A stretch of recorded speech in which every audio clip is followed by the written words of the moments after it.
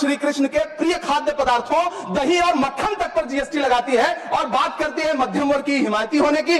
जिंदा रहते हुए जनता से हर चीज पर टैक्स वसूलने वाली यह सरकार कम से कम मरने पर तो लोगों को बख्श देती, लेकिन नहीं, वहां भी लूटना है। अंतिम संस्कार के सामान अगरबत्ती, धूप बत्ती, केवड़ा जल, चंदन पाउडर, जौ, बताशा, काला तिल, पंचरत्न, कपूर और कफन तक पर टैक्स लेने वाली यह सरकार किस मुंह से खुद को मध्यम वर्ग का हितैषी बताती है?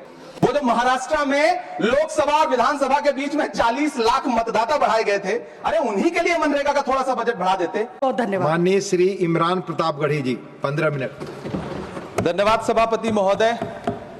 कभी सुदामा पांडे धूमिल जी ने कहा था कि एक आदमी रोटी बेलता है, एक आदमी रोटी खाता है, एक तीसरा आदमी भी है जो न रोटी बेलता है न रोटी खाता है, वो सिर्फ रोटी से खेलता है। वो तीसरा आदमी कौन है? मेरे देश की संसद मौन है। सभापति महोदय, वो भी क्या दिन थे जब संसद में देश का बजट पेश होता था तो देश की सड़कें ठहर जाया करती थीं। रेल बजट पेश होता था तो लोगों की उम्मीदें रेल के डिब्बों की तरह पटरियों पर दौड़ने लगती थीं। पूरा देश धड़कने रोक करके वित्त मंत्री और रेल मंत्री को सुना करता था। अफसोस, अब बजट पेश हो जाता है, मीडिया चैनल सरकार का महिमा मंडन करते हैं और बेचारी जनता बजट के आंकड़ों के शब्द जाल में उलझी हुई महीनों बाद समझ पाती है कि उसका तो फिर से कट गया।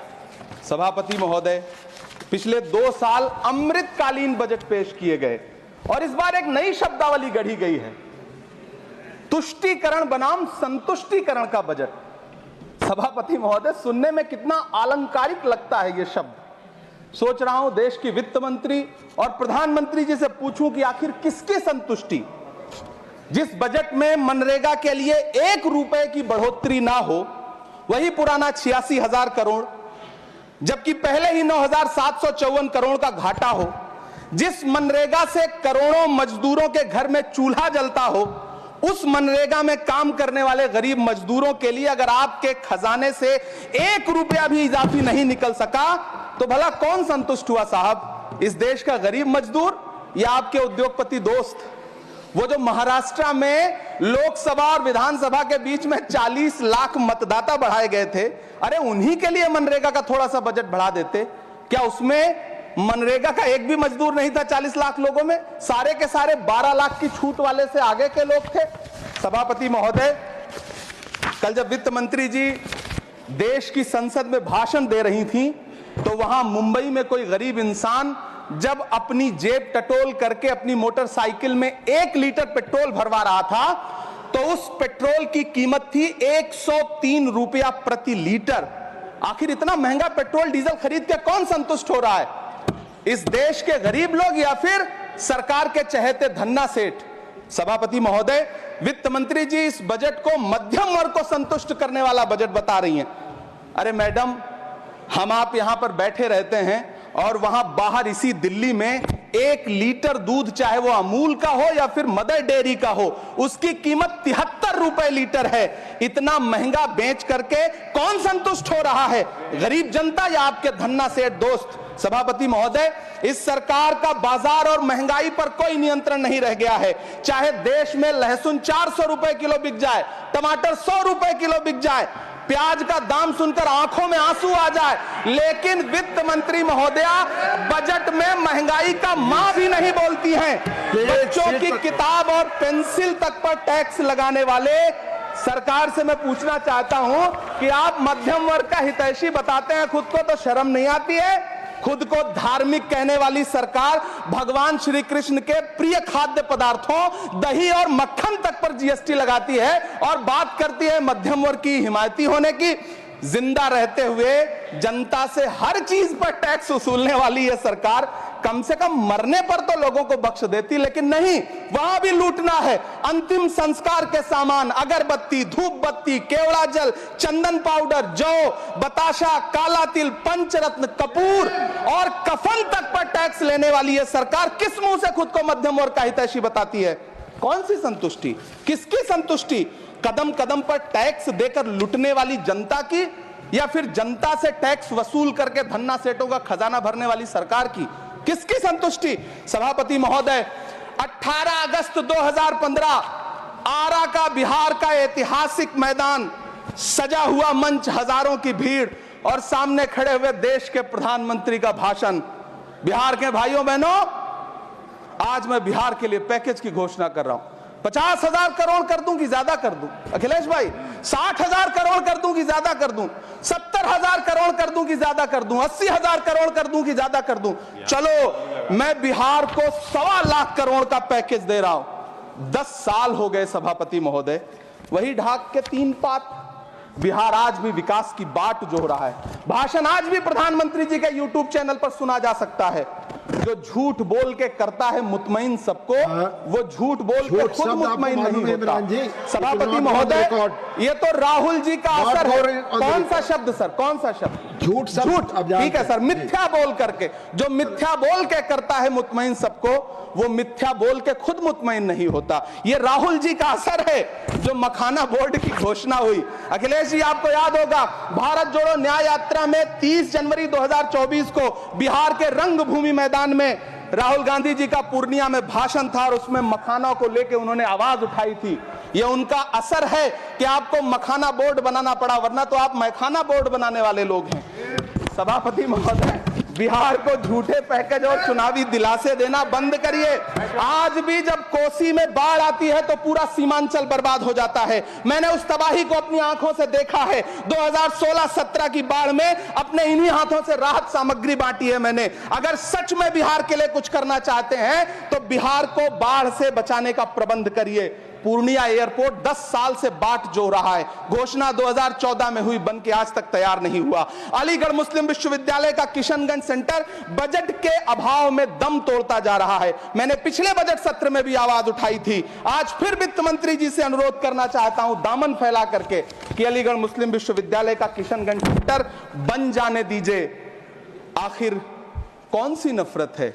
यह मुल्क हमारा भी है। इस मुल्क की मिट्टी में हमारा भी खून पसीना शामिल है। हमसे इतनी भी क्या नफरत? रिश्तों की ये नाजुक डोरें तोड़ी थोड़ी जाती हैं। अपनी आंखें दुखती हो तो फोड़ी थोड़ी जाती हैं। सभापति महोदय, अल्पसंख्यक मंत्रालय का बजट काटकर मौलाना आजाद नेशनल फेलोशिप बंद कर देना, प्री मैट्रिक स्कॉलरशिप बंद कर देना, नई मंजिल योजना बंद करना, धरोहर योजना बंद करना। 2024-25 के बजट में माइनॉरिटी मिनिस्ट्री के लिए 3,183 करोड़ रुपए की घोषणा हुई, लेकिन देश को हैरत होगी कि बाद में समीक्षा करके लगभग आधा कर दिया गया, 1,868 करोड़ रुपए। मैं तो सरकार से पूछना है कि कौन संतुष्ट हुआ? इस देश का अल्पसंख्यक संतुष्ट हुआ या आप संतुष्ट हुए? किसका संतुष्टिकरण? सभापति महोदय, मैं प्रधानमंत्री जी से कहना चाहता हूं कि आप ही ने 1 मार्च 2018 को किंग अब्दुल्ला को, जॉर्डन के किंग अब्दुल्ला को मेहमान बना करके इसी दिल्ली में एक कॉन्फ्रेंस में कहा था कि मैं मुसलमानों के एक हाथ में कंप्यूटर और दूसरे हाथ में कुरान देना चाहता हूं। कंप्यूटर देने की बात तो छोड़िए, पढ़ाई के लिए जो स्कॉलरशिप मिल रही थी उसको भी छीन लिया आपने। किसको संतुष्ट करने के लिए? हम समझते हैं इस साजिश को। आप माइनॉरिटी मिनिस्ट्री का बजट काटते काटते एक दिन मिनिस्ट्री को ही बंद कर देना चाहते हैं। वो जहर देता तो सबकी नजर में आ जाता, सो ये किया कि हमें वक्त पर दवाएं न दी। सभापति महोदय, मैं तो वित्त मंत्री जी से पूछना चाहता हूं आपके माध्यम से कि शायद आपको पता ही नहीं है कि गृहस्थी चलाने वाली एक गृहिणी की मुश्किलें क्या क्या होती हैं। आपने कभी सोचा भी नहीं होगा कि जब वो किचन में सब्जी बनाने के लिए कढ़ाई में तेल डालती है तो उसके साथ उसके आंसू भी गिरते हैं। सभापति महोदय, शायद उन्हें पता भी ना हो कि एक छोटी सी गाड़ी और एक छोटे से फ्लैट का EMI भरने के बाद इस देश का एक गरीब इंसान जब अपने बच्चों की फीस भरने के बारे में सोचता है तो उसे कितनी खुशियों का गला घोंटना पड़ता है। शायद उनको पता भी नहीं है कि फसल बेच करके बिटिया की शादी का सपना सजाने वाला किसान जब अपनी फसल बर्बाद देखता है तो कितनी रातें सो भी नहीं पाता है। सभापति महोदय, शायद वो कभी इस पीड़ा को समझ ही नहीं पाएंगी कि परिवार के किसी एक सदस्य को कैंसर जैसी बीमारी हो जाए तो घर और जमीनें गिरवी रख उठती हैं लेकिन इलाज नहीं हो पाता। सभापति महोदय, इसी देश की संसद में कभी स्वर्गीय सुषमा स्वराज जी ने कहा था कि जब देश की करेंसी गिरती है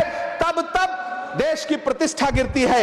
एक तरफ कोलंबिया जैसा छोटा सा देश और उसके प्रधानमंत्री गुस्तावो पेत्रो खड़े हैं, जो कोलंबिया के नागरिकों को हथकड़ी लगाकर लाने वाले जहाज को अमेरिका बैरंग वापस लौटा दे रहे हैं, और दूसरी तरफ हमारे प्रधानमंत्री जी खड़े हैं जो बेड़ी और हथकड़ी लगा करके लाए गए बेटों के अपमान पर एक शब्द नहीं बोल रहे। सभापति महोदय, मैं इतिहास के पन्ने पलट रहा हूं, मुझे दो किरदार याद आ रहे हैं। एक तरफ निक्सन के 7वें बेड़े की धमकियों के सामने लोहे की तरह अडिग इंदिरा गांधी खड़ी हैं, तो दूसरी तरफ खुद ही नमस्ते ट्रंप का नारा लगाते हुए प्रधानमंत्री जी खड़े हैं। मेरे कानों में सुषमा स्वराज जी की आवाज गूंज रही है। बहुत कम बोलने वाले डॉक्टर मनमोहन सिंह ने बहुत ज्यादा बोलने वाले प्रधानमंत्री जी को जब देश की बागडोर सौंपी थी तो $1.58 का था, आज 85 से 87 के बीच में झूल रहा है। इन दिनों रुपए की अहमियत गिरती है तो न तो देश की प्रतिष्ठा गिरती है, ना प्रधानमंत्री की गरिमा। जिस देश में 80 करोड़ लोगों को 5 किलो राशन के लिए कतारों में लगना पड़ता हो, उस देश में यह सरकार 12 लाख तक के टैक्स न लेने के लिए अपनी पीठ थपथपा रही है। हुकूमत इस कदर आवाम पर एहसान करती है, ये आंखें छीनती है और चश्मे दान करती है। सभापति महोदय, महाराष्ट्र का भिवंडी हो, मालेगांव हो, इचल करंजी हो, यूपी का बनारस हो, मुआयमा हो, मुबारकपुर हो, रांची का छोटा नागपुर हो, बिहार का भागलपुर हो, हर जगह बुनकरों की उम्मीदें तोड़ रही हैं, लेकिन इस सरकार के पास उनके लिए कुछ भी नहीं है। मुरादाबाद का पीतल उद्योग, कानपुर का चमड़ा उद्योग, सहारनपुर का लकड़ी उद्योग, फिरोजाबाद का चूड़ी उद्योग, अलीगढ़ का ताला उद्योग, सब सरकारी प्लानिंग से तबाह हो रहे हैं। इन तमाम के बीच सरकारी सपोर्ट से बस एक उद्योग फल फूल रहा है, नोएडा का नफरत उद्योग। सभापति महोदय, जिस देश में 40 से 45% मेडिकल फैकल्टी की सीट खाली हो, वहां बजट में 75,000 नए मेडिकल सीट्स का ऐलान हो रहा है। सरकार बहादुर, कम से कम इस देश के पढ़े लिखे युवाओं को तो मूर्ख समझना बंद करिए। वो अब तिजारती पहलू निकाल लेता है। पहले 7500 मेडिकल सीट्स बाद में बनाइएगा, पहले जो एम्स में 2161 पद खाली पड़े हैं उनको तो भर दीजिए। वो अब तिजारती पहलू निकाल लेता है, मैं कुछ कहूं तो तराजू निकाल लेता है। मैं इसलिए भी तेरे फन की कद्र करता हूं तो झूठ बोल के आंसू निकाल लेता है। सभापति महोदय, फिर झूठ आया है, मैं उसे मिथ्या कर दे रहा हूं। शायरी में बार बार आ जाता है, क्या करूं महोदय। काश ये बजट, सभापति महोदय, वो एक शब्द मैं मिथ्या कर दे रहा हूं सर, वो एक शब्द को हटा दीजिए। ध्यान रखें, ऐसे जो भी शब्द होंगे आपके वहां। सभापति महोदय, काश ये बजट बीपीएससी के पेपर लीक की शिकायत करने वाले नौजवानों पर बरसती हुई पुलिस के लाठियों पे, जख्मों पर मरहम लगा पाता। सभापति महोदय, पिछले 80 दिन से 70 साल का एक बुजुर्ग एमएसपी की लीगल गारंटी मांगता हुआ आमरण अनशन पे बैठा हुआ है। काश ये बजट किसान नेता जगजीत डल्लेवाल की टूटती हुई सांसों की पीड़ा सुन पाता। काश ये बजट प्रतियोगी परीक्षाओं की तैयारी के लिए दिल्ली, कोटा, पटना, अहमदाबाद जैसे शहरों में, इलाहाबाद जैसे शहरों में किताबों के साथ गल रहे युवाओं के सपनों को जिंदगी दे पाता। काश ये बजट वंदे भारत के सुनहरे विजुअल के बजाय देश की गरीब जनता को कुछ और पैसेंजर ट्रेनें दे पाता। काश ये बजट सीनियर सिटीजन को ट्रेन टिकटों में मिलने वाली रियायतें वापस लौटा पाता, जिनको सरकार ने कोविड के नाम पे छीन लिया था। काश ये बजट किसानों की राह में कीले नहीं बल्कि कालीन बिछाने वाला बन पाता। काश ये बजट सरकारी मालिकों को यह समझा पाता कि नेहरू को कोसने से अर्थव्यवस्था नहीं सुधरेगी, उसके लिए डॉक्टर मनमोहन सिंह साहब की अर्थ नीति अपनानी पड़ेगी। पिछले 11 साल से नेहरू जी को कोस रहे हैं, आखिर कब तक कोसिएगा? थोड़ा पंडित नेहरू जी के बारे में पढ़िए, तब पता चले कि पंडित नेहरू की शख्सियत का नाम है। दुनिया का पहला ऐसा राजनेता जिसने अपनी जिंदगी की आजादी के लिए, देश की आजादी के लिए 3259 दिन अंग्रेजों की जेल में बिताए। पंडित नेहरू एक ऐसे महान शख्स जिनके पिता पंडित मोतीलाल नेहरू, जिनकी बहन विजय लक्ष्मी पंडित, जिनके बहनोई पंडित रंजीत सीताराम, जिनकी बेटी इंदिरा गांधी, जिनके दामाद फिरोज गांधी, सब ने अंग्रेजों से लड़ते हुए स्वतंत्रता आंदोलन में जेल काटी। काटी। आप किस मुंह से उनकी लकीर छोटी करने की बात करते हैं? नहीं कर पाइएगा, 7 जन्मों में नहीं कर पाइएगा, क्योंकि जिस्म की मौत कोई मौत नहीं होती है। जिस्म मिट जाने से इंसान नहीं मर जाते, धड़कने रुकने से अरमान नहीं मर जाते, सांसें थम जाने से ऐलान नहीं मर जाते। जिस्म की मौत कोई मौत नहीं होती है। सभापति महोदय, मैं आपके सामने खड़ा होकर के एक बहुत छोटी सी कहानी सुनाना चाहता हूं कि महान बादशाह सिकंदर ने जब यूनान फतेह किया तो जीत का जश्न मनाने के लिए शहर की सड़कों पर निकला। तो उसने देखा कि पूरा शहर तो जश्न मना रहा है, एक फकीर सड़क के किनारे चादर तान के सो रहा है। सिकंदर को गुस्सा आया, घोड़े से उतरा, उस फकीर के पास गया और उसे सोता देख करके उसे जोर की एक लात मारी और लात मार के कहा कि क्यों रे फकीर, मैंने यूनान फतेह कर लिया, लोग जश्न मना रहे हैं और तू सो रहा है। उस फकीर ने उन्नीदी आंखों से सिकंदर को देखा और देख करके कहा कि शहर जीतना बादशाहों का काम है, लेकिन लात मारना तो गधे का काम है। सभापति महोदय, गरीब जनता को लात मारना बंद करिए। ये अमीरों के लिए बनाया गया बजट है, ये निराशाजनक बजट है। हम अमृतकाल सुनते आ रहे थे, ये अमृतकाल इतनी जल्दी समाप्त हो गया कि अब अमृतकाल का कोई नाम तक नहीं लेना चाहता है। इसलिए मैं इस सदन में खड़ा होकर के देश की वित्त मंत्री महोदया से कहना चाहता हूं कि आपने अल्पसंख्यकों के बजट में जो कटौती की है उसको बहाल करिए। आपने मनरेगा को जो स्थिर रखा है उसका घाटा 9,754 करोड़ है, कम से कम उतना बढ़ा करके फिर से उसे बहाल करिए। नौजवानों के लिए रोजगार दीजिए, किसानों को एमएसपी की लीगल गारंटी दीजिए। यही मैं आपसे अपील कर रहा हूं। धन्यवाद सर, आपने इतना जो समय दिया उसके लिए शुक्रिया। माननीय श्री बाल योगी